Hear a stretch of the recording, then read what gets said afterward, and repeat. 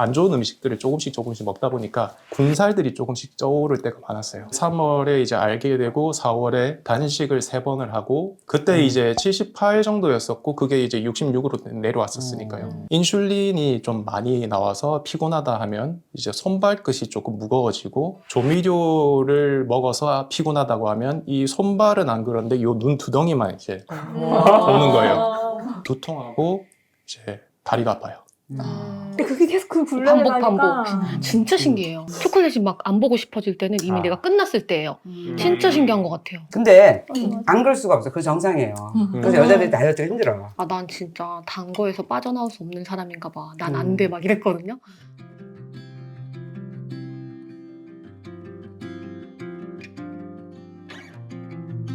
얘는 오늘 해물 토스한 솥밥이에요. 맛있겠지. 그 다음에 올맨이다. 그 다음에 알배추 겉절이 한 거고요. 그리고 이거는 김민희 씨가 그 방골 꼴 보내주셔서 그걸 푹 가서 김치 넣고 그냥 이건 메뉴 아니고 그냥 드시라고 해놨고 고등어 구워놨고요. 그리고 이거는 다음 주에 할 연근 피클이에요. 그리고 이거는 지난주에 하고 남은 콩나물하고 미나리가 있어서 그걸 이제 볶았어요. 이거에 국수 비벼 먹어도 맛있고 그 국수 삶아서 이렇게 쌀국수처럼 팟타이처럼 볶아 먹어도 맛있어요. 달래장 이렇게 한 거예요. 달래장을 좀 더 빡빡하게 하고 싶으면 여기다 고춧가루 고운 걸 좀 더 넣으면 되고. 좀 맛있게 드세요. 잘 먹겠습니다. 와, 뭐부터 먹어야 되나? 진짜 너무 많아. 퍼드릴까요? 네, 저도 조금만. 네, 조금씩 먹어보고 제일 맛있는 거 많이 맞아. 어쩔지 몰라서. 귀여운 국자. 귀여운 국자가 문제라니. 딱이에요. 이 정도만. 조금만. 네, 이 정도. 일단 맛을 한번 네네. 보고 선생님 이거 굴소스만 들어갔어요? 굴소스랑 굴소스하고 소금 후추. 소금 후추. 네, 맛있죠? 네, 맛있어요. 근데 그 국수를 볶아서 그 팟타이처럼 쌀국수처럼 그렇게 해서 먹으면 또 쌀국수 볶음면 같아요. 근데 없애기 너무 좋잖아. 미나리 죽어가고 미나리 주고 콩나물 없애고 콩나물 진짜 빨리빨리 써야 되는데. 동태 왜 넣는지 알 것 같아. 동태 쌀? 네, 꼭 넣어야 되네요. 그래? 콩 넣어야 돼? 너무 맛있는데? 가성비도 좋고 오징어 같은 거 넣는 거보다. 거의 뭐 흡사 연어 거의 식감이. 맞아요. 그러네요. 왜냐면 그렇게 만들어서 넣으니까 염지해서 넣으니까. 그러니까 염지해서 반은 전부 치고 반은 이런 거 밥해 먹으면 되겠다, 그지? 그 1kg 10,000원짜리 큰 거 하나 사면 진짜 많잖아요. 시장에서 사는 건가? 하긴 한 살림에서 이만한 거 2팩에 누가 엊그제 사왔대는데 되게 비싸더라고. 선생님 매주 레시피 이거 어디서 아이디어 찾으세요? 그냥 얻어 걸려요. 아무 계획도 없이 갑자기 생각나는. 가다가 어저께는 가다가 코다리 먹으니까 코다리 해야겠다. 코다리 찌개나 조림이나 그거잖아. 과천역에 지나가다 코다리집 있잖아요. 그런 거는 양념 너무 많이. 그런 거는 막 양념장에다 막 버무려서 막 그런 먹는 거고 그런 거는 먹으면 되게 힘들어. 지나가다 생각났다는 게 시장. 왜냐면 저는 항상 그 여기 서울 왔다 갔다 할 때마다 그 코다리집 보이거든요. 매주 코다리 생각이 났어요. 그래서 거기가 장사가 되게 잘 되는데 나도 가서 한번 먹고 아유 너무 힘들었어. 유명한 집 맞아. 어떻게 시장 가서 코다리 이렇게 매달려 있는 거 보고 쟤도 좀 데려와야 돼. 네, 그렇게 아이디어 얻으시면 이제 실제로 한번 또 해보고. 이제 뭐 수목 금은 이제 아예 아무것도 못 해요. 아예 아무도 안 만나고. 3번은 해봐야. 그치 3번 해봐야 돼. 여기 또 버전을 바꿔가면서 해봐야. 그러니까 제일 맛있는 적절한 게 얼마인지 이제. 그중에 우리 집 애들은 그것만 먹어야 돼. 우리 남편하고 우리 남편 테스트 요원이거든요. 자 1번, 2번 중에 뭐가 어제까지 맛있었어? 대부분 먹었다. 국물 남은 거. 안 맵고 안전들 계속 먹게 그러니까 여기다 국수 말아 먹었는데 진짜 맞아. 맛있더라니까. 내 옛날 같으면 이렇게 안 하지. 막 여기다 들깨가루 넣고 막 국물 좀 진짜 맛있게 해갖고 그러면은 막 입에 짝짝 들러붙고 그러면은 이제 물 엄청 캐면서 그 다음날까지 고생. 저희 엄마가 쓰시는 말로 꼬시는 맛이라고. 맞다. 맞아요. 그리고 너무 행복하잖아 순간에. 근데 요새는 막 대가를 치르기가 너무 싫은 거예요. 회복되는데 너무 시간이 걸리고 에너지가 안 나. 기분이 안 좋아. 맞아요. 그래서 그것도 많이 해보다가 요새는 덜 하는 것 같아. 식단 1주년 기념으로 그 거하게 그 실험을 한번 했거든요. 치팅 실험. 남편이 그렇게 닭 찜닭을 먹고 싶다 해가지고 그러면 그래 알았어. 1년 만에 배달앱을 켜가지고 주문을 딱 했어요. 오늘 내가 이 한 몸 불살이를 이러면서 먹었거든요. 딱 그 라면 스푼 맛 나더라고요. 그래서 요거 한번 먹어보자 이래가지고 그날 진짜 정말 진창 먹은 거예요. 진창 먹고 비극이 시작된 거죠. 일주일 걸렸어요. 일주일 걸리고 회복된 일주일. 그 정도로? 그 다음날 얼굴이 이만해지고 밤새 계속 깨고 그 다음에 그 물이 계속 깨고 그리고 제가 1년 동안 거의 안 아팠거든요. 식단하면서 정말 안 아팠는데 왜냐면 왜냐면 삭신이다 아파. 와 진짜 한 10일을 아팠어요. 그 이후로 와 너무 아픈 거예요. 그렇구나. 다시 태어나도 식단을 해야 돼 이러면서. 실험을 좀 해봐야지. 그렇죠. 해봐야지 아는 것 같아요. 나빠봐야 좋은 게 아니까요. 확실히. 그 붕어빵 아이스크림 있잖아요. 무슨 붕어인가? 무슨 싸만코. 싸만코. 네. 그거를 맛있다고 사가지고 와서 나보고 하나 먹으라 그래서 내가 에휴 그런 걸 먹냐고. 그러다가 옛날 생각도 사람 먹어볼까 해서 연속 3개 먹다. 두 가지 맛이 있더만 크림 맛이 있고 그래갖고 내려와서 먹으려고 하니까 장혜리가 나 어디 갔어? 봉지가 3개 내려와서 내가 거의 페인처럼 이러고 앉았어. 야 장혜리 진짜 조절 안 되는구나. 근데 장혜리 먹긴 먹어도 하나 정도 딱 먹고 들어가 밤에 안 먹고 이러는데 이게 갑자기 안 하다 딱 키면 더 강렬한 것 같아요. 거의 장렬히 전사하는 거죠. 아야 먹는 게 쉽지 조금만 먹는 게 더 어려워요. 맞아. 맞아. 중간에는 안 돼. 한 번 스위치키면 가는 거예요. 끝까지 갑자기. 겸님도 그러세요? 저는 이제 의식으로 절제를 하자라고 결심을 하지 않으면 비슷하게 행동하는 것 같고 근데 저는 이제 병적이거나 심하지 않은 거는 그러니까 어떤 의식을 할 때는 할 수 있는데 굳이 뭐 그냥 오늘은 뭐 친구들 같이 먹는 날이니까 하면 그때 사실 저도 이제 애초에 뭐 원래 뭐 350일 정도를 깔끔하게 먹으니까 오늘 그렇게 하자 하면 과자 하나 찝어 먹었다 이제 또 먹고 또 먹다가 그렇게 먹는 거죠. 생각 안 하고 있어요. 탈탈탈탈 털는 거지 과자 봉지. 근데 이제 약간 여자분들이나 아니면 다이어트 많이 해보신 분들이나 식이장애 있으셨던 분들은 아마 이제 저처럼 이제 의식이 없는 상태로 아마 그리고 여자는 호르몬 주기 변화 때문에 그렇게 주체 안 될 때가 있어. 맞아요. 정말 그리고 맞아요. 폐경이 돼도 마찬가지야. 폐경이 돼도 그래요? 마찬가지야. 진짜요? 폐경이 저 돼도 너무 심해가지고 똑같이 이게. 똑같이 그래. 희망이 없다. 희망이 없다. 죽을 때까지.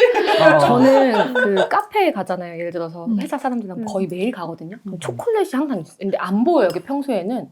근데 생리 전에는 꼭 사요. 무조건 저 생각도 잘 안 나요. 진짜. 하고 근데 먹지 않아도 있어야 마음이 편해지고. 아, 근데 한 달에 한 번씩 항상 그러니까 저만 그런 줄 알았는데. 폐경이 돼도 그런다니까. 아 큰일 났다. 한 달 한 번씩 거기 조명이 탁 켜지는 거 네. 아니에요? 어떻게 이렇게 잘 보이는지 안 보이던 곳이 그래서 항상 사서 앞에 놓고 일을 해야 뭔가 위안이 돼요. 아 맞아 초콜릿이 있어 괜찮아 하면서 또 하고 예, 막상 먹으면 또 너무 달아요. 근데 이제 그걸 반복해요. 계속 사고 버리고 사고 버리고. 버리고. 그러니까 진짜 맘 먹고 버릴 때도 있거든요. 버리고. 먹을 때도 있지만 와. 페레로세 3개 있으면 훌륭하다. 하나만 막 이렇게 먹고 2개는 대단하다. 버리거나 나는 그렇게 못한다. 아 버리는 대단하다. 것도. 그거 의지력이. 의지력이. 그만큼 많이 싸워봐서 약간 어떻게 하는 것 같은데 쉽지 않죠. 항상 그러니까 이제 예. 다들 그러세요? 그래서 제가 그게 너무 팬트리에 애들 과자 상자 있거든요. 그 생일 그 뭐지 베란일이랑 그다음에 그 생일 가까우면 왜 거기 뒤집고 있는지 모르겠어요. 그러니까 나도 모르게 그래가지고 다 애들 거 거진 막 다 많이 좀 지저분한 거 많이 버렸는데도 불구하고 한 개씩 남아 있는 거 있어 보면 그거를 들고 있는 내 옷에 너무 이상한 거예요. 너무 싫은 거예요. 여미. 이거 맞아. 하리보젤리 이거 먹자고 내가 이거 들고 있니 이러면서. 근데 안 그럴 수가 없어. 그 정상이에요. 그래서 여자들이 다이어트가 힘들어. 그러니까 막 그 딱 한경기에 한 2kg, 한 1kg 이렇게 딱 빼놨던 거 이제 그때 다 반납을 하는 거예요. 근데 그게 계속 그 분량을 반복 하니까 진짜 신기해요. 초콜릿이 막 안 보고 싶어질 때는 이미 내가 끝났을 때예요. 진짜 신기한 것 같아요. 주변에 이제 많이들 그러더라고요. 제 친구들도 물어보면 저만 그런 줄 알고 저는 아 난 진짜 단 거에서 빠져나올 수 없는 사람인가 봐. 난 안 돼 막 이랬거든요. 근데 이게 한 가지 생각나는 게 요즘에 현대인이 가지고 있는 되게 우리가 싫다고 하는 특징들 있잖아요. 사실 그게 사실 되게 오랜 세월 동안 인류가 살아있게 만든 다 특징들이거든요. 지금 맥락에서 문제가 된다고 저는 얘기하면 좋은 것 같아요. 예를 들면은 아까 전에 하나가 이제 그런 생리학과에서 당 찾는 거 있잖아요. 그랬던 사람들이 살아남았을 거예요. 그랬던 사람들이 더 딱 적절할 때 살찌우고 애 낳고 했을 건데 그때 오히려 살 안 찌운 사람들은 다 굶어 죽었을 거란 말이야. 그 모습들이 되게 중요했을 거라는 건데 지금은 결핍의 시대가 아니어버려가지고 맞아. 너무 손쉽게 구할 수 있고 문제가 된 거고. 그러니까 지금 맥락에서 그 특징들이 문제되는 거지. 사실 우리가 봐야 되는 건 그런 성향들이나 어떤 반응들, 특징들은 다 되게 건강한 반응들이다. 원래는. 좀 한 가지 또 재밌는 거는 요즘에 우리가 다들 좀 사람들이 이제 젠틀하고 좀 순하지만 사실 우리 옛날에 어르신들 때 보면 좀 약간 폭력적이거나 좀 이기적인 게 많잖아요. 생각해보면 옛날에 원시 시대일 때는 폭력적이거나 이기적이거나 강한 사람들이 잘 살아남았을 거예요.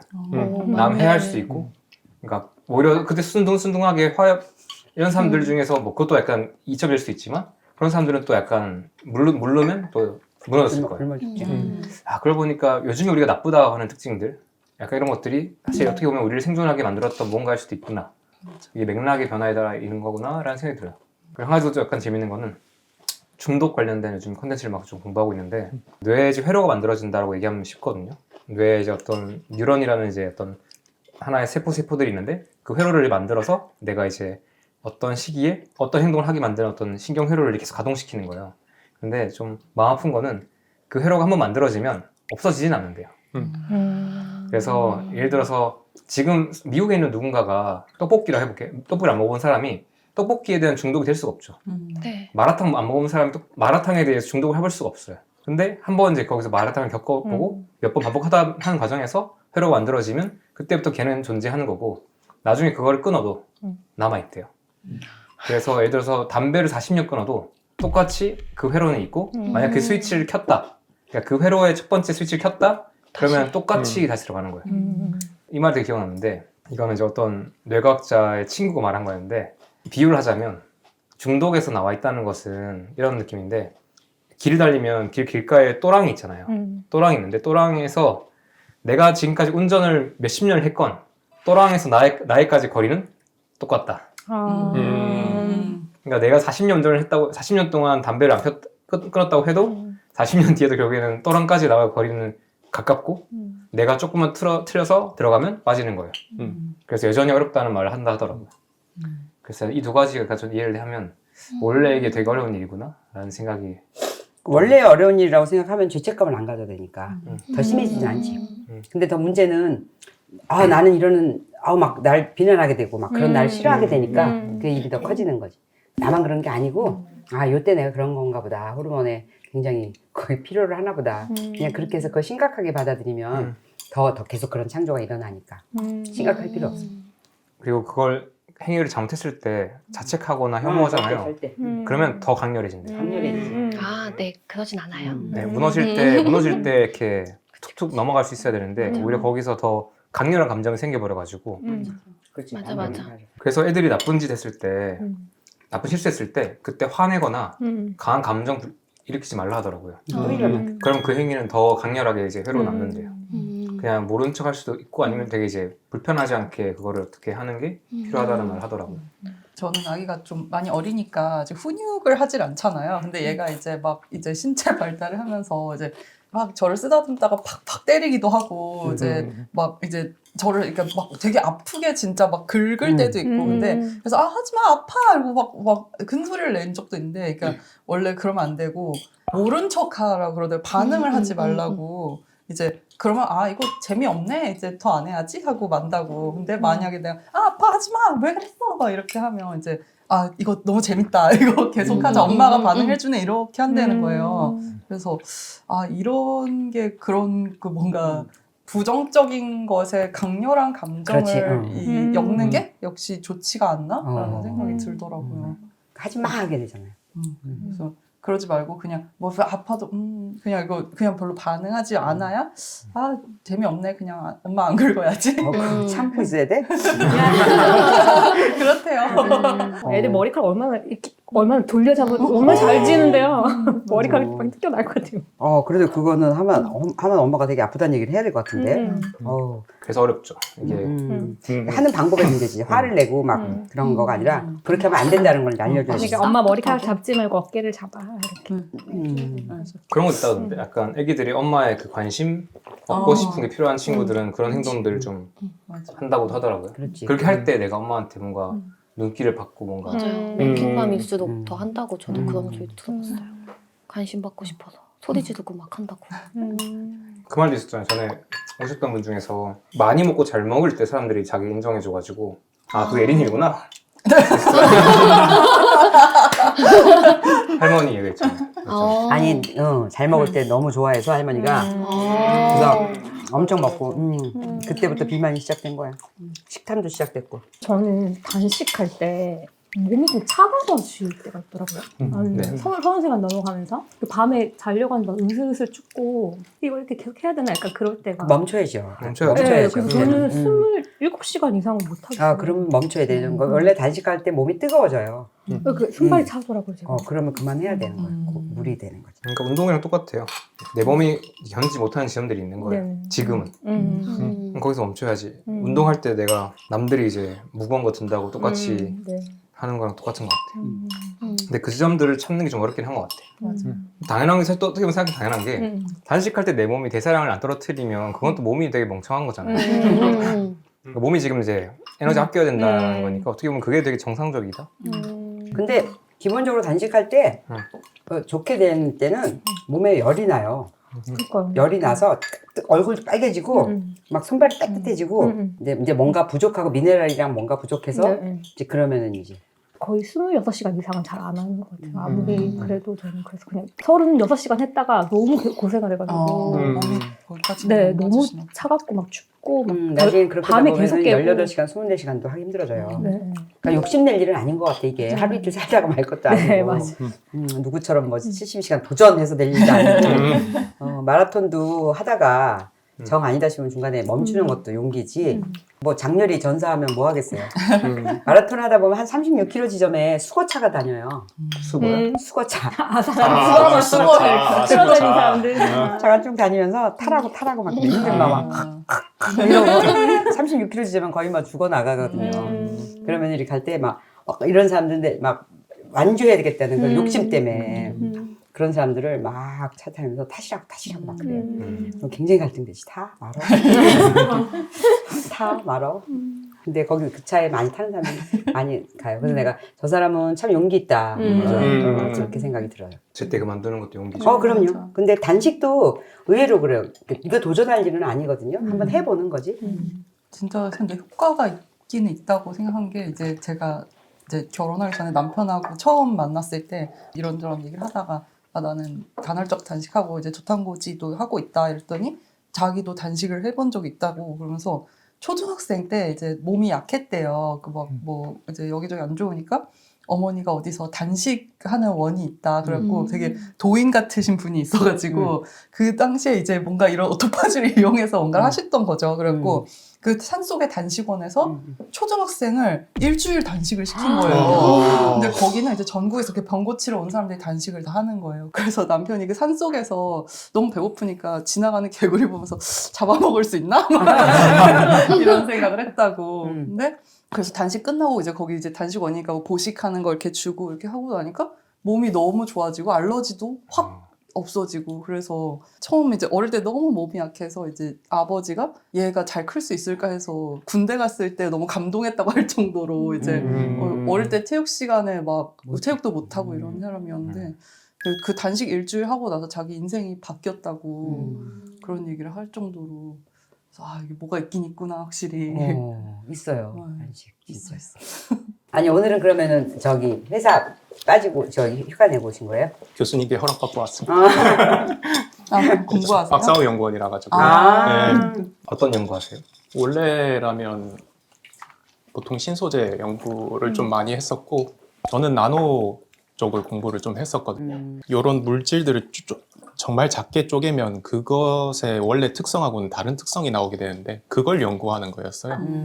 저 같은 경우에는 21년도 9월에 이제 박사를 받고 나서 약간 방황을 했어요. 이게 그걸 이제 최근에 뭔가 되짚어 볼 만한 기회가 있어서 한번 쭉 되짚어 봤는데 저 같은 경우에는 이런 거였어요. 자유로움을 받는 게 두려운 거. 그게 좀 있었어요. 내 스스로가 뭔가를 하지 않고 뭔가 이거 해라 해서 이거 했고 저거 해라 해서 저거 했고 그렇게 해서 대학에 왔고 그다음에 이제 약간 자유시간이 됐잖아요. 저한테 있어서 그 강렬하게 기억에 남았던 게 뭐냐면은 경남 거제에 있다가 이제 수원으로 오게 된 거거든요. 수원에 올라왔을 때 그때는 이제 기숙사가 안 돼서 그래서 이제 자취방을 얻어주셨어요. 부모님이 이제 이사도 다 같이 도와주시고 여기서 이제 잘 지낼 수 있겠지 빠이빠이 하고 나서 당일 밤 그때가 제일 기억에 많이 남아요. 약간 뭐라고 해야 될까? 두려움이라고 해야 되나? 처음 떨어져 봤어요. 혼자 남겨졌다. 와. 지금도 손이 살짝 떨리는데 예. 굉장히 강렬한 느낌. 그게 몇 살 때였는데요? 그게 이제 그때 갓 19, 네. 아, 제가 대학원. 약간 빠른이라서 그때 대학 1학년 준비할 때 딱 다들 경험하죠. 그 느낌이 있었어요. 근데 그게 설렘이 아니라 두려움이었어요. 네. 그러다 보니까 요게 좀 오래 남았던 것 같아요. 그래서 이제 뭐 군대는 또 이제 나라에서 시켰으니까 그렇게 갔다 오고 나서 이제 전역하고 그다음에 뭐 졸업을 준비하는데 그때 뭔가 이상한 느낌이 드는 거예요. 졸업을 한다고 하니까 사회로 나가는 거잖아요. 또 뭔가 제가 직접 선택을 해야 되고 그다음에 뭐 지원서 넣어야 되고 이렇게 하려고 하다 보니까 이게 또 두려운 거예요. 약간 두려움이 생기고 그러면은 뭔가 이제 그러면 좀 더 연구할 만한 거 없을까? 이런 거 내가 좀 더 공부할 만한 거 없을까 하다가 이건 교수님께 얘기하면 좀 죄송하긴 한데 약간 도피해 같은 그런 느낌으로 이제 된 거죠. 그리고 또 시간이 흐르죠. 이렇게 이제 위에서 이제 선배들이 이제 이거 연구해보자 하는 거 연구해보고 그렇게 하고 이제 그때 당시에는 이제 또 몰랐죠. 이렇게 쭉 사그라든 거죠. 이제 어쨌든 내가 어디에 소속이 돼 있으니까 소속이 돼 있고 이렇게 하고 저렇게 하고 졸업을 딱 1년 앞두고 나서부터는 뭔가 불안해지기 시작하는 거예요. 또 시작됐죠. 네. 지금 그때는 몰랐어요. 그때는 몰랐는데 지금은 알겠더라고요. 그게 이거 끝나고 뭐 하지? 약간 그런 느낌? 그게 이제 딱 생겼어요. 그래서 제가 그 진행해왔던 프로젝트들이 조금 뭔가 마무리가 안 되는 듯한 느낌도 조금씩 들기 시작했고 그것도 결국엔 그거더라고요. 그 끝내기 싫다. 나 이거 끝내고 나면 뭐 하지? 어쨌든 졸업은 해야 되잖아요. 졸업을 하고 그리고 나서 약간 방황이 시작됐죠. 정신적인 방황이 시작됐어요. 집 앞 상담소 나오시는 분들의 이 얘기를 이제 건강적인 부분으로 신체적인 부분 이렇게 많이 얘기를 해주셔가지고 참 제가 여기 나와도 되나 이런 생각이 들긴 했었는데 정신적인 부분에 있어서 조금 방황이 좀 많이 길긴 했었던 것 같아요. 제 나름 한 1년 반 정도 이상 된 것 같고 그 사이에 있어서는 뭔가 그냥 흘러간다. 뭔가 이상하게 흘러가는데 내가 거기에 뭔가 뭔가 하는 것 같지가 않다. 이런 느낌이 좀 많이 들었었죠. 그렇게 하다가 해외에 나갈 기회가 생겨서 해외에 나갔다 왔어요. 기업가 정신을 이제 발굴하는 그런 프로그램에 나갔고 3주 동안 엄청난 그 압축 과정을 배우고 난 다음에 뭔가 그때부터 좀 뛰게 된 것 같아요. 아, 이건 내가 뭔가를 해볼 만한 것들이 이제 조금씩 보이기 시작했다. 그게 1년 반 방학 끝난 다음에 있었죠. 그때 이제 시작이 중간에 됐죠. 그 중간에. 네. 그 1년 동안 방황을 조금 하다가 갑자기 그 중간에 이제 그런 기회가 생겨서 갔다 오고 그리고 그 이후에 조금씩 풀리기 시작하는 거죠. 논문이라고 하는 게 짧게 잡으면 한 반년 정도 걸리거든요. 그때 2에서 3개월 걸렸어요. 그걸 갔다 오고 나서 갑자기 이제 일이 차가 됐어. 밀어 닥치기 시작하는데 그걸 어쨌든 넘겼고요. 일단 데드라인이 있었던 것도 있겠지만 그때까지 이제 뭔가 내가 주도해서 한 게 뭔가를 얻었다라는 기분이 이제 조금씩 들기 시작할 때였어요. 그리고 그때 신체적으로 문제가 생겼죠. 어떻게 보면은 그 논문 3개월 걸렸다고 했잖아요. 그때는 잠을 안 잔 건 아닌데 거의 연구실에서 살았어요. 그랬어야 됐겠지. 무박 4일 정도 한번 해봤고 집을 안 가고 4일 동안 그냥 내내 사는 거죠. 그렇게 해서 아 이걸로는 안 되겠다. 학교 주변이 특히나 싸고 양 많고 안 좋고 20대 학생들은 이제 어느 정도는 커버가 되겠지만 그 이후로부터는 이제 잘 안 되겠더라고요. 이제 제 밑에 이제 후배들도 30대 이제 초반쯤 되는 학생들은 거의 이제 적응이 잘 안 되는 그런 것도 있었어요. 그래서 그런 부분들을 좀 해결해 보자 해서 처음에 시작했던 게 냉동볶음밥이었죠. 냉동볶음밥. 근데 그게 안 좋다는 걸 몰랐죠. 음. 그리고 아침에 뭔가를 해야 되는 것도 있으니까 커피도 마시게 됐고 그러다 보니까 이제 식도염이 바로 왔죠. 네, 식도염이 바로 오는 거죠. 그렇게 해서 예전에도 한번 걸렸었는데 그때는 이제 스트레스 때문이었고 이번에는 이제 내가 아침에 커피 이것 때문에 그런가 해서 제가 뭔가를 이제 찾아 나섰어요. 계속 이제 어떻게 하지? 이거 어떻게 먹지? 그때 이제 아침, 점심, 저녁 어떻게 하지? 아침은 안 먹으니까 이제 점심, 저녁 이렇게 해야 될 것 같은데 어떻게 먹지? 그걸 찾아보다가 최겸님 만났죠. 네, 그때가 2023년 3월 15일이었어요. 1주년입니다. 소름 돋았어. 아니 알고 그날 주던 거예요? 그게 이제 생일 네. 받으셨다 생각하세요? 네, 생일상 받았어요. 그래서 너무 고맙습니다. 그래서 새로 태어난 날에 생일상. 오늘이 3월 15일입니다. 네. 그 얘기를 그때 처음에 이제 얘기를 해주셨을 때 얘기를 안 드렸어요. 구독 날짜가 정확하게 3월 15일이었어요. 그렇게 운명이 구독 날짜 찾아볼 수가 있나? 그런가 봐요. 너도 남겼구나. 나중에 알려주세요. 나중에 알려드릴게요. 구독 날짜 찾아볼 수 있어요. 에린님은 제 생일이잖아요. 그렇지. 너랑 4월. 네, 그래서 지금 1년째 그 스타일스 진행을 하고 있고 저 같은 경우에는 좀 여러 가지 바뀐 것 중에서는 일단은 신체적으로는 그렇게 이렇다 할 다이어트라든지 이런 것들을 하지 않고 있었지만 이제 안 좋은 음식들을 조금씩 먹다 보니까 군살들이 조금씩 쪄오를 때가 많았어요. 이것들 때문에 이제 평소에 옷 입는 것도 약간 타이트해지는 그런 느낌을 계속 받았었는데 3월에 이제 알게 되고 4월에 오프라인 한번 참석하고 그때 에리님이 처음 참석하셨었죠 아마 12회 때. 네. 그리고 이제 거기서부터 이제 어느 정도 하라는 거는 하기 시작했어요. 한 4월부터 6월까지 이제 단식을 3번을 하고 며칠 이제 단식? 그 처음에 시작할 때는 36시간으로 하고 42시간, 48시간 그다음에 최근 들어가지고 51시간 이런 식으로 조금씩 늘렸고요. 초반에 빠진 건 뭐 대부분 얘기하시듯이 10몇 킬로씩 이제 그때 빼기 시작했었고요. 그렇게 빠졌어요? 네. 그러니까 그때 그렇게 빠질 살이 있었어요 그때 당시? 있었던 것 같아요. 그때 이제 78 정도였었고 그게 이제 66으로 내려왔었으니까요. 그리고 저는 지금 조금씩 올라가는 상태에 있고요.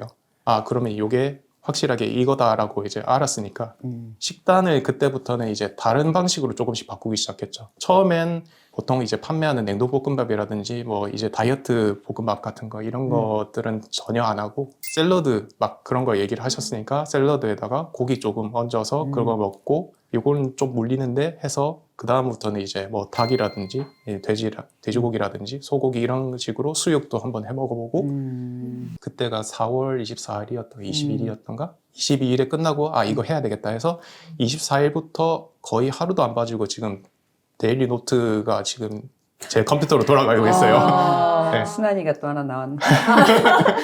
근데 그렇게 이제 순아님처럼 체계적으로 분석해보지는 못했고 이제 그날의 제 컨디션이 어떻는지를 그 기록해 한번 해보는 거죠. 아우 좋다. 그래서 알게 된 게 몇 가지가 있었는데 상담소에서 많이 말씀 들으셨을 법한데 저 같은 경우에는 이제 밀가루랑 튀김, 그 밀가루를 튀긴 거 예를 들면 도넛 아니면은 돈가스 이런 것들을 먹고 나서 대략 한 7시간에서 8시간 지나면 두통하고 이제 다리가 아파요.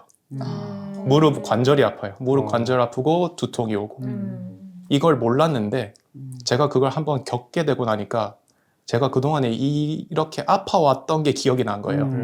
네. 내가 왜 아프지? 이게 많이 걷지도 않는데 왜 아프지?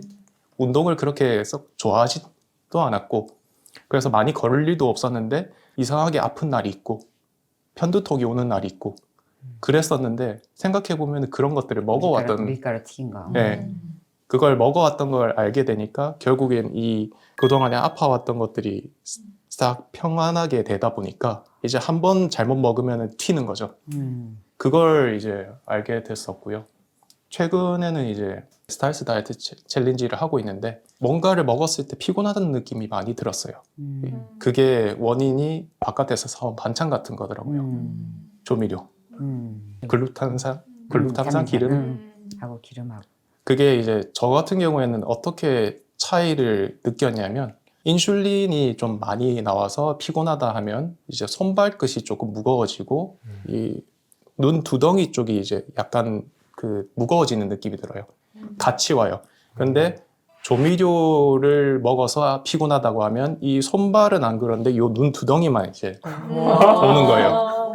진짜요? 그걸 이제 저는 이제 그 어떤 원리를 작용하는지는 잘 모르겠어요. 대신에 이제 글루탐산이라는 게 이 뇌 앞부분에 있는 뇌 그 인지 같은 부분에 있어서 이제 원래 피로하면 글루탐산이 많이 여기 축적이 된다.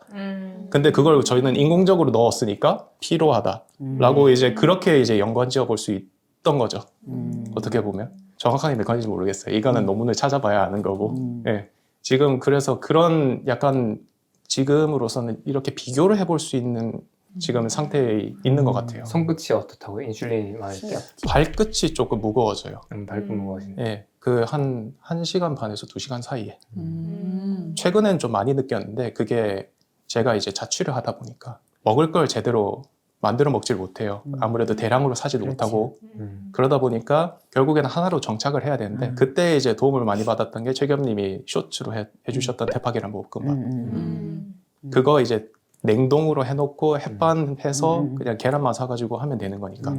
그래서 그걸 계속 먹고 있었는데 그걸 먹을 때 처음에 괜찮았는데 그 다음부터는 이제 조금씩 누적되는 느낌이 들더라고요. 그게 이제 발이 조금씩 무거워진다. 탄수화물이 좀 있으니까. 예. 그런 걸 이제 제가 어떻게 보면 제 몸이 좀 원활하게 처리를 해줘야 되는데 그걸 이제 조금씩 못하게 되는 거겠죠.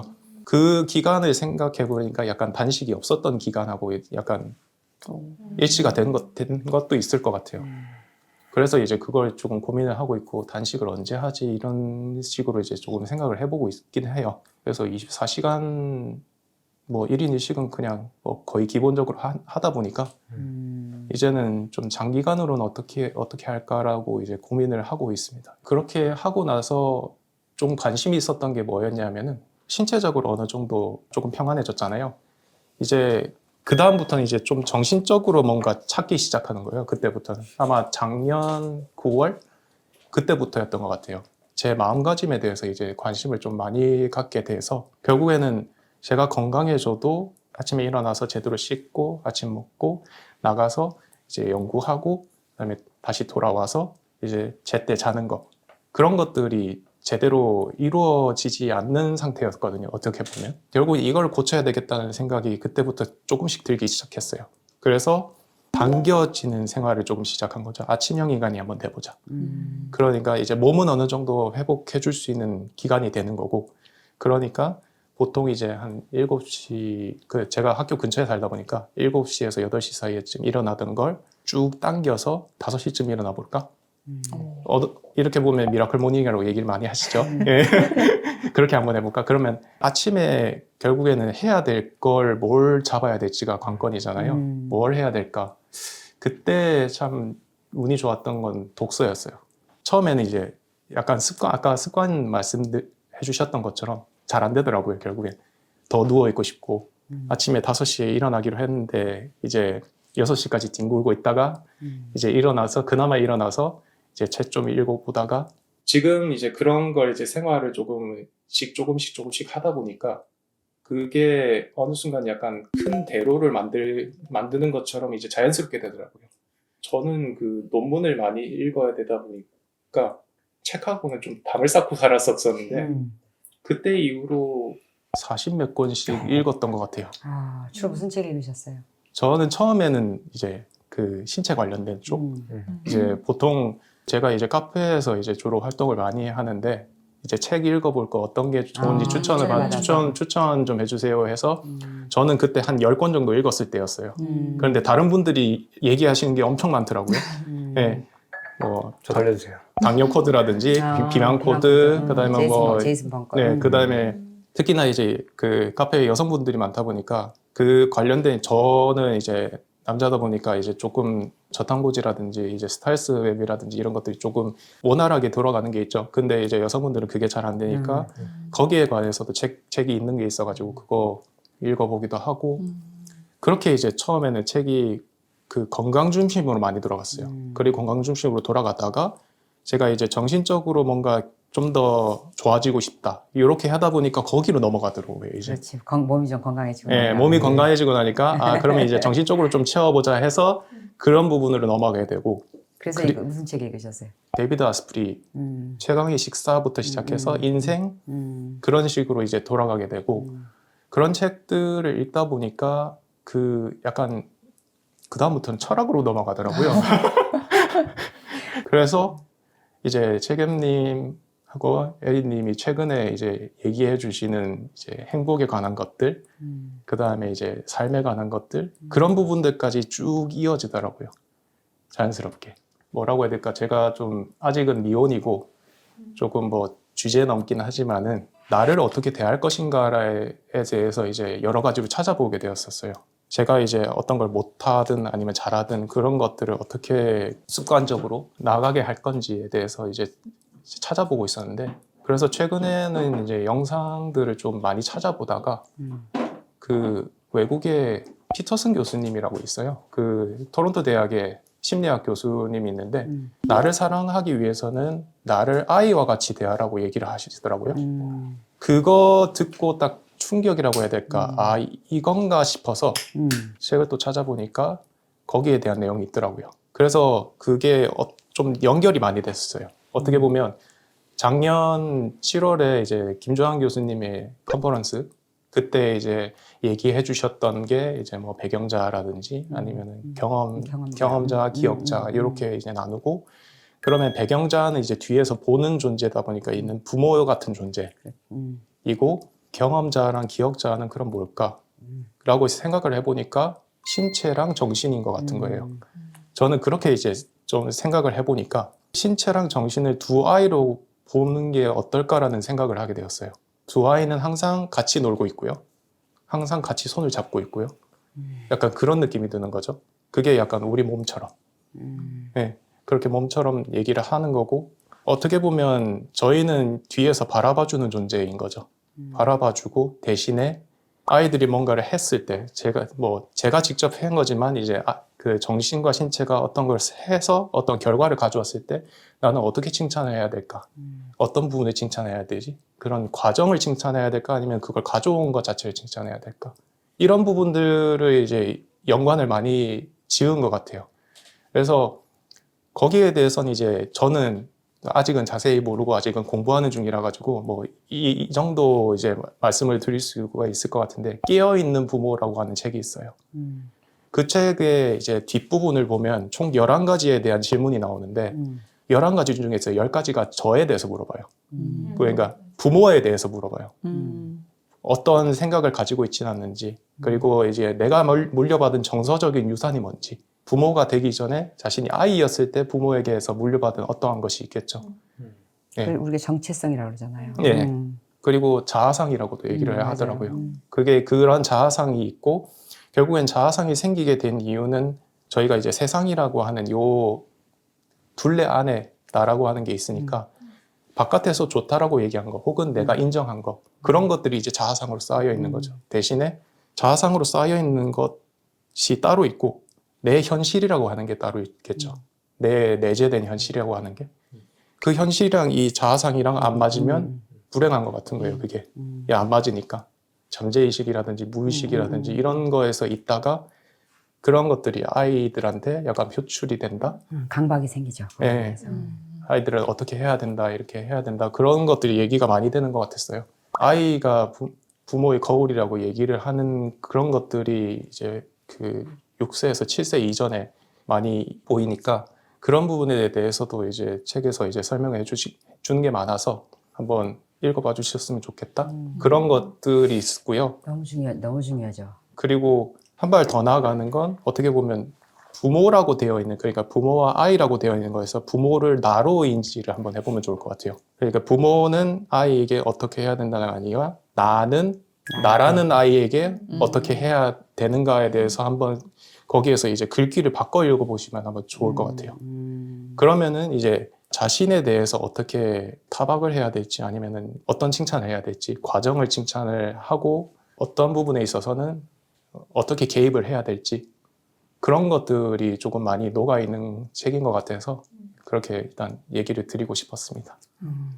그게 너무 중요한 게 우리가 살다 보면 어떤 상황에 놓이게 되면 항상 반응을 하잖아요. 근데 그 내가 어떻게 반응하는지를 보는 거거든, 그게. 근데 나는 늘 그렇게 반응했기 때문에 이렇게 하면 내가 하지 마! 이렇게 반응을 하고 이런 식으로 내가 그렇게 반응을 늘 해왔기 때문에 그거에 대한 의식 자체가 없거든요. 그런데 그렇게 해서 내가 나를 돌보려고 보면 내가 이럴 때 이렇게 반응을 하는구나를 알게 되는 거예요. 근데 그게 하루아침에 된 게 아니라 어릴 때부터 그 부모로부터 받아온 그 자아상 정체성이라는 것이 이건 하면 돼, 안 돼? 그래서 이럴 땐 이렇게 반응하고 그러니까 그게 무의식적으로 이제 자동 반복돼서 살고 있는 거거든요. 근데 그걸 우리가 지금 살다가 그게 옳지가 않다라는 걸 이제 느끼고 그게 행복하지가 않은 거예요. 그리고 어느 순간에선 계속 걸리고 어느 순간에 또 무섭고 또 무섭고 거기서 넘어가지 못하는 나를 보면서 이제 나를 다시 이렇게 들여다보면 내가 전혀 의도하지 않은 내가 그런 가정에서 태어나지고 그런 부모에서 크고 그런 주위 환경에서 크면서 난 이런 사람이 돼야 된다 이런 사람이 돼야 된다가 내 의지하고 상관없이 만들어진 채로 사는 거거든요. 그래서 우리가 지금 건강해진 상태에서 그 다음에 볼 수 있는 게 그런 것들인 것 같아요. 내가 어떤 상황에 어떻게 반응을 하고 있는 사람이구나.